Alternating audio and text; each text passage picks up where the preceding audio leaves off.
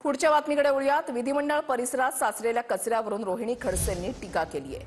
उपमुख्यमंत्री एकनाथ शिंदेंच्या दालनापासून कचऱ्याचा ढीग फक्त 50 फुटांवर असल्याचं रोहिणी खडसेंचं म्हणणं आहे।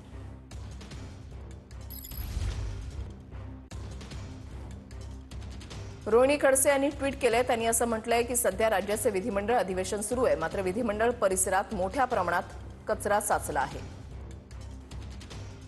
आश्चर्याची बाब म्हणजे उपमुख्यमंत्री शिंदे यांच्या दालनापासून अवघ्या 50 फुटांवर हा कचऱ्याचा ढीग आहे।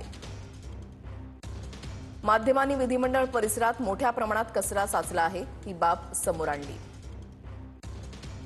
त्यानंतर अपेक्षा होती विधिमंडळ परिसरात असलेला कचरा तत्काळ उचलला जाईल, मात्र झालं उलट। आपल्या चुका लपवण्यासाठी माध्यमांना वार्तांकन करण्यापासून रोखलं आणि या ठिकाणी कचरा झाकण्यासाठी मोठे पडदे लावले। लपवाछपवी करण्यास सरकारला अवॉर्डच दिला पाहिजे। चुका सुधारणार नाहीत, पण त्यावर पांघरूण घालण्यात हे माहीर आहेत।